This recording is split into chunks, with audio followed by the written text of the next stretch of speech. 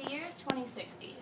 You walk outside and you're immediately greeted by the smell of trash from the nearby landfills. But this doesn't surprise you. It's a beautiful day outside, but it's eerily quiet. There are no birds chirping. Most species of birds have become extinct due to the toxins in the air or from feeding on decomposing trash in the landfills. Many of the forests, as well as the species that inhabited them, have also been wiped out. But many other countries have it worse. They live amongst garbage and have even become dumping grounds for larger countries desperate to find somewhere to put their own trash. Their drinking water is completely polluted with toxins such as mercury and lead, and people are dying off in unimaginable numbers. The babies that are born with such terrible birth defects that their chance of survival is slim. While this may seem like an extreme depiction of our future, these possibilities are very real, and the future of our planet is a serious issue that we need to address. Many of you may be thinking, okay, so how exactly does this apply to me? Aren't these things that our leaders and policymakers should be dealing with? And to some extent, you're right. But whether we choose to or not, our daily actions have an impact on the planet, and we can choose whether we want this to be a positive or a negative one. This doesn't have to mean giving up things that we love or completely changing our lifestyle. We can start by simply recycling 100% in our own homes.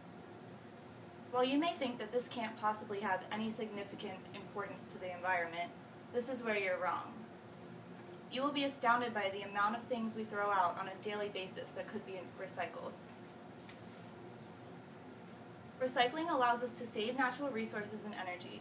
It lessens the amount of waste dumped into our landfills each year, and most importantly, it helps to create a future of this planet for our children and other future generations.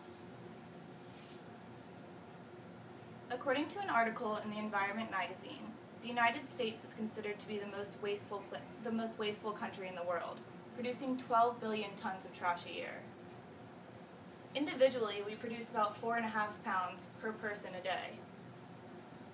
All of this trash has to go somewhere, and most of it ends up in landfills, but there are many problems with this system. These landfills can be expensive to operate, they are dangerous, and they're filling up very quickly.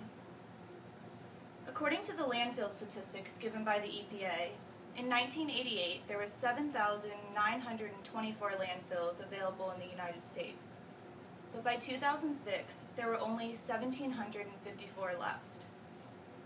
These landfills take up a large amount of space, and once they become full, they are required to be sealed closed and new landfills have to be built.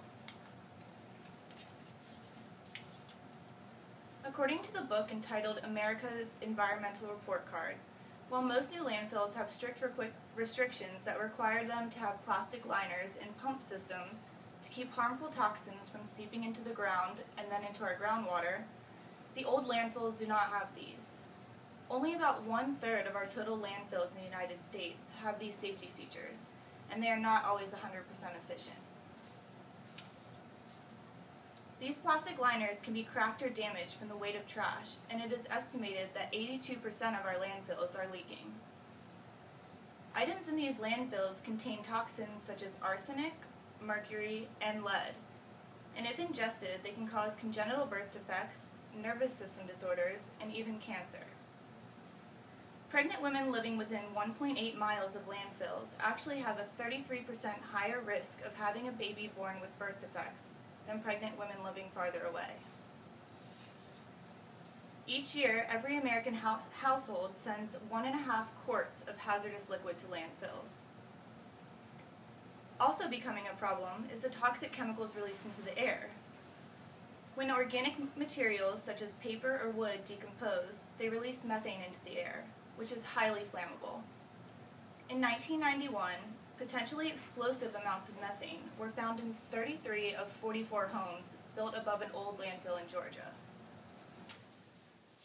The worst part is that these harmful toxins are not the only problem we are faced with.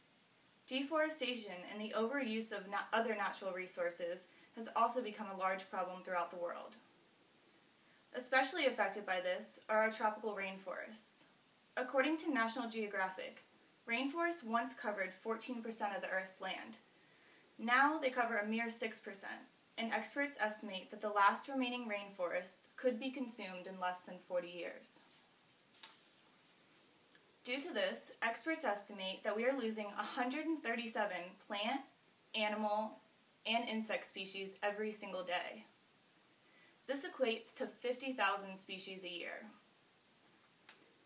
While recycling does not solve all of these problems, most of the products responsible for the release of toxic chemicals into the air, such as paper, wood, plastics, and old electronics, can all be recycled. According to the EPA, 61.4% of our solid waste that takes up valuable space in our landfills actually comes from products that can all be recycled.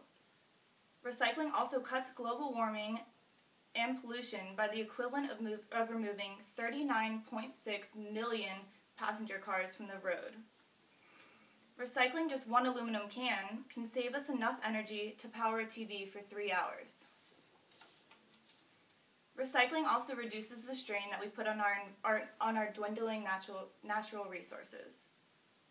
Recycling just 1 ton of paper can save 17 trees and keeps 60 pounds of pollutants out of the air.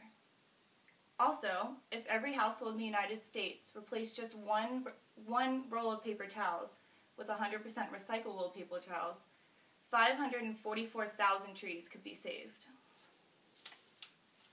Recycling is very simple. Products that are recyclable include metals, glass, paper, cardboard, plastic, clothes, and electronics.